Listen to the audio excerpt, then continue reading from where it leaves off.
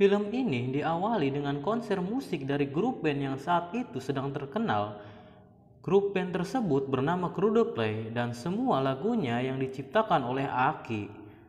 Skin pun berpindah ke seseorang sedang menunggu di atas gedung, lalu setelah itu sebuah helikopter datang untuk menjemputnya.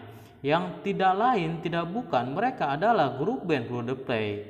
Ternyata personil Coldplay bertujuan menjemput Aki menggunakan helikopter bermaksud membuat kejutan kepada Aki karena dia suka dengan helikopter.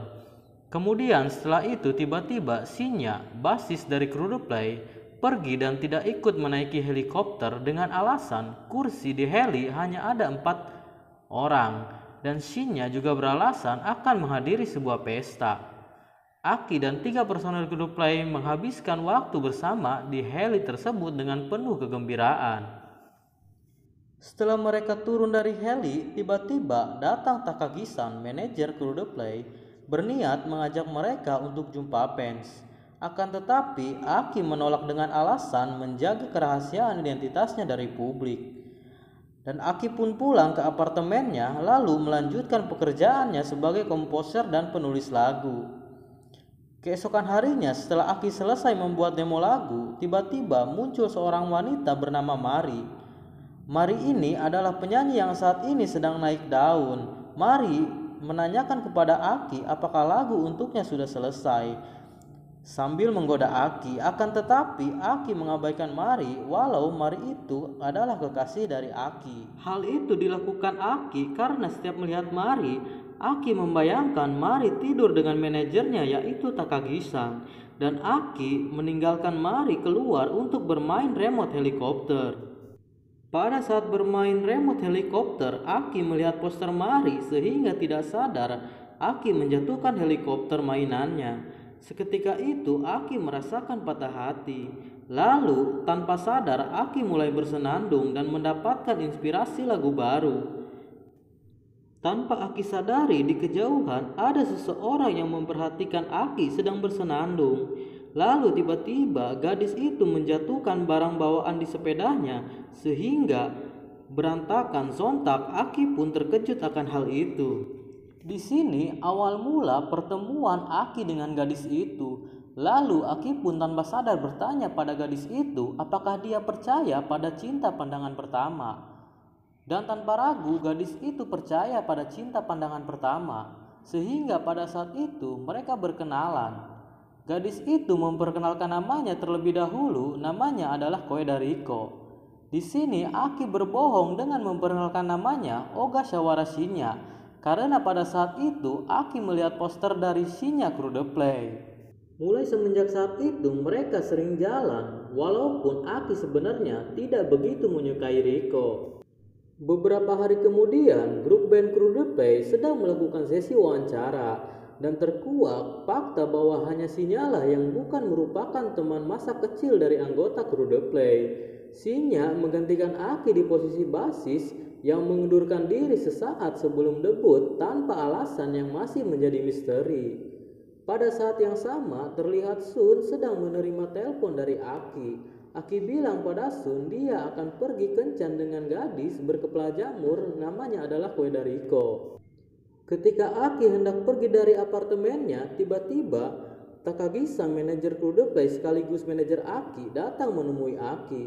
Takagi-san menyuruh Aki melupakan wanita itu karena ia hanya melihat Aki sebagai Coldplay dan tidak mencintainya dengan tulus. Namun, Aki menyangkalnya bahwa dia tidak memberitahukan identitasnya yang sebenarnya dan masih merahasiakan kepada publik.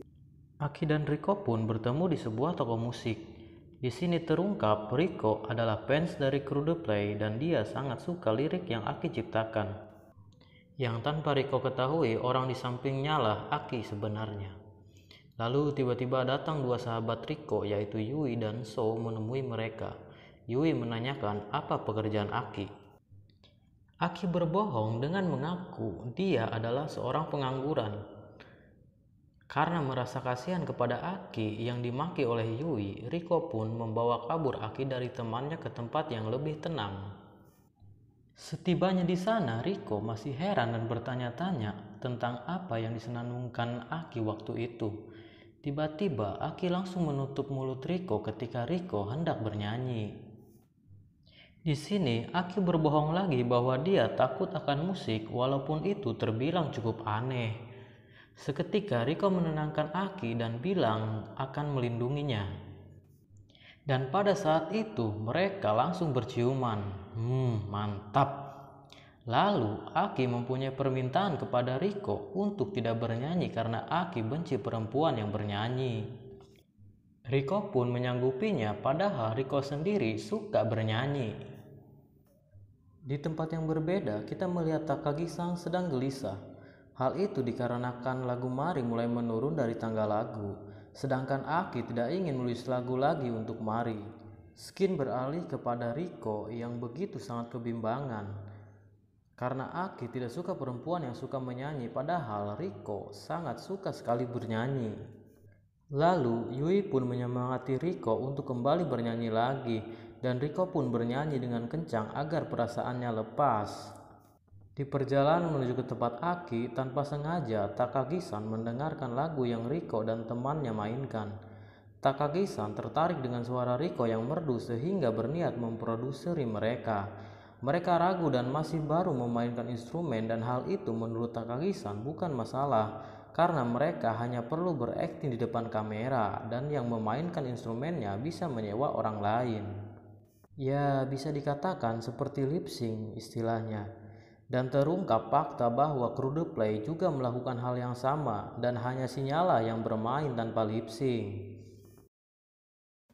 Oke, lanjut. Di tempat yang berbeda, grup kru The Play tanpa Shinya sedang latihan dan berencana mereka ingin memainkan sendiri lagu-lagu berikutnya tanpa lip sync. Lalu hal itu pun ditentang oleh Takagi-san yang sebenarnya datang untuk menanyakan keberadaan Aki. Takagi-san bilang mana mungkin orang rela bayar demi melihat amatiran. Walaupun mereka tampak kesal dengan omongan Takagi-san, tapi mereka menerimanya karena ini adalah urusan bisnis industri musik dan mereka mengakuinya kalau mereka kurang lihai memainkan instrumen tersebut. Di lain waktu, Aki datang ke studio lalu bertemu Takagi-san. Takagi-san berniat menjadikan Aki sebagai produser untuk grup band barunya. Tanpa Aki ketahui, grup band itu adalah Riko dan teman-teman. Akan tetapi, Aki menolaknya dan pada saat bersamaan datanglah Shinya yang siap untuk menerima tawaran yang Aki telah tolak. Di perjalanan pulang, Aki memutar lagu kru The Play dan mengenang awal mula terbentuknya kru The Play. Dari hanya sebuah band SMA biasa lalu menjadi terkenal semenjak bertemu Takagi-san. Di sini terkuak kenapa Aki mengundurkan diri di posisi basis dan digantikan oleh Shinya. Karena Aki menolak untuk lip sync, bagi Aki musik sebenarnya adalah musik yang ia mainkan sendiri, bukan oleh orang lain. Tapi bagi Takagi-san itu tidak penting karena dalam industri musik uanglah segalanya. Asalkan kita profesional, masalah idealis bisa dikesampingkan. Keesokan harinya di perjalanan menuju studio, Aki bercerita kepada Sun dan Sun pun tertawa terbahak-bahak mengetahui bahwa Aki mengaku namanya Shinya kepada Riko. Dan bilang bahwa Riko itu anak SMA yang istimewa. Dia mencintainya, tidak memandang latar belakang Aki walaupun Aki berkata dia adalah seorang pengangguran. Sementara itu di studio, Riko dan Su-chan tampak kebingungan karena banyak artis-artis terkenal lewat di depan mereka. Dan pada saat Mari lewat, Riko langsung terkagum dengan kecantikan Mari. Diakuinya ketika ditanya oleh Shinya. Shinya pun langsung mengajak mereka berdua ke tempat launching lagu terbaru dari kru The Play dan bilang bahwa lagu ini diciptakan sendiri oleh Aki dan suatu kebanggaan bagi mereka karena menjadi yang pertama mendengarkan lagu terbaru kru The Play, grup band yang sedang hits sekarang. Di lain tempat kita melihat Aki bertemu salah satu teman Riko di WC dan menanyainya sedang apa di sini. Yui bilang dia, Riko dan Su sedang dibina oleh Shinya. Pada saat itu Aki berlari mencari Takagi-san dan menanyakan kejelasannya bahwa memang benar Riko dan temannya dibina oleh Shinya. Dan Takagi-san melakukan itu dengan alasan bisnis semata. Akhirnya perilisan lagu terbaru kru The Play dimulai dan ditonton secara live oleh Riko. Lagu itu berjudul Sayonara no Junbi. Di tengah-tengah lagu, Riko terhenti dan teringat lagu ini sama dengan yang dulu disenandungkan oleh Aki. Lalu tiba-tiba Aki datang ke hadapan Riko dan berkata bahwa dia selama ini berbohong. Ogasawara Shinya selama ini sebenarnya adalah Ogasawara Aki, penulis lagu dari kru The Play. Riko pun kaget dengan pengakuan Aki. Aki meminta maaf tentang semua kebohongannya kepada Riko. Bilang bahwa dia pengangguran, tidak suka perempuan yang suka nyanyi, dan Riko pun memaafkannya. Bagi Riko, Aki tidak berbohong. Itu bisa dibuktikan dengan lagu yang Aki ciptakan mewakili perasaan sebenarnya dari Aki itu sendiri. Aki pun mengajak Riko ke rumahnya, dan setelah di rumahnya, Riko pun sekarang benar-benar percaya bahwa dia adalah Aki kru The Play yang sebenarnya. Setelah melihat ruang kerja Aki, dan memang itulah tujuan Aki saat ini. Lalu Riko pun melihat sebuah bass yang merupakan bass pertama Aki. Aki bercerita bahwa bass itu adalah hadiah ulang tahun dari ayahnya sewaktu umur 12 tahun. Dan menceritakan awal mulanya terbentuk kru The Play. Riko pun saat ingin mendengar permainan bass dari Aki, tapi Aki menolaknya dengan alasan perlu sebuah band untuk memainkan bass. Setelah itu tanpa sengaja Riko melihat album pertama kru The Play dan dia sangat suka lalu mau bernyanyi. Tapi seketika terhenti ketika Aki melihatnya, karena takut Aki akan marah. Tapi sebaliknya, Aki mengiringi Riko bernyanyi dengan gitar. Untuk pertama kalinya, Aki mendengarkan suara Riko bernyanyi, dan pada saat itu Aki jatuh cinta kepada Riko. Beberapa hari setelah itu, Aki mendatangi Takagi-san dan mengajukan dirinya akan menjadi produser sekaligus pencipta lagu bagi Riko dan kawannya. Akan tetapi ditolak oleh Takagi-san karena sebentar lagi mereka akan melakukan debut ditambah demo dari Shinya sudah masuk. Di tempat lain, Riko, Yui, dan Su dipanggil untuk pergi ke aula olahraga. Di sana mereka kaget sudah ada banyak wartawan. Dan di sini untuk pertama kalinya mereka dikenalkan kepada publik dengan nama Muse and Cho. Riko yang kebingungan akhirnya pergi dari konferensi pers dan menemui Aki untuk meminta saran. Pada saat itu Riko bilang dia hanya ingin bernyanyi saja tanpa harus menjadi artis dan Riko merasa khawatir akan hal itu. Tetapi Aki meyakinkan kepada Riko bahwa dia akan melindungi musik Riko dengan cara akan menciptakan lagu kepada Riko. Dan Aki pun merasa lagu yang ia ciptakan menjadi lebih bermakna. Dan Aki pun mencium Riko kembali. Mantap. Skin berpindah ke sebuah ruangan meeting yang membahas tentang konsep untuk debut Muse & Co. Tiba-tiba Aki datang dan menemui Takagi-san dan memberikan demo untuk Muse & Co. Dan semua orang kaget melihat Aki ingin memproduksi Muse & Co. Di tempat lain, Riko bersama temannya sampai di studio dan bertemu dengan Mari. Riko mengobrol sedikit dengan Mari dan bertanya apa maksud perasaan Aki menulis lagu Sayonara yang artinya perpisahan. Pada saat itu, Mari pun bergegas pergi keluar karena jemputannya telah datang. Tanpa disengaja, Mari bertemu Aki di luar dan Riko melihatnya.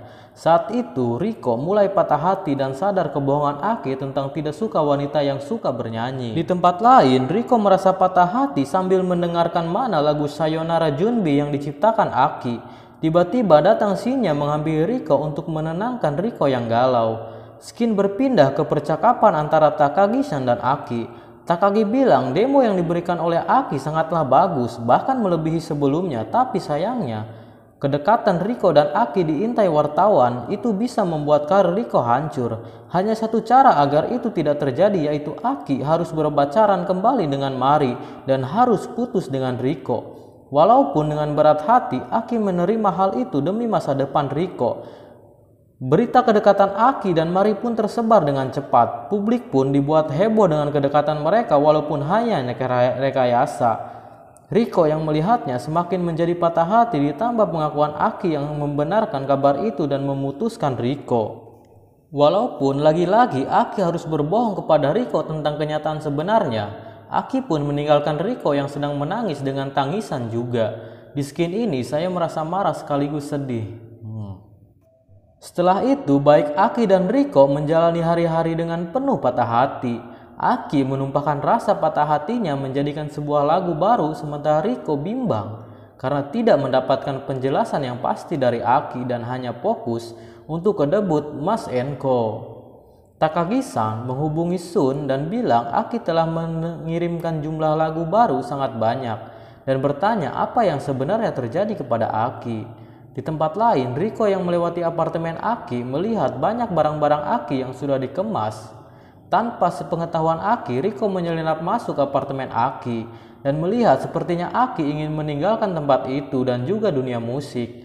Ketika itu, Riko berdiri sambil memegang bas Aki dan berpapasan dengan Aki sambil bertanya, "Mau pergi kemana, Aki?" Tanpa hal yang pasti, Riko kabur sambil membawa bas milik Aki. Keesokan harinya, Sun datang menghampiri Riko yang sedang berada di studio dan menanyakan Riko telah mencuri bas milik Aki. Sun menjelaskan Aki akan pergi ke tempat lain untuk memulai kembali musiknya dan semua itu ia lakukan demi Riko. Dan Sun pun memberikan demo lagu yang ia ambil dari rumah Aki kepada Riko agar Riko tahu isi hati Aki yang sebenarnya lewat lagu tersebut.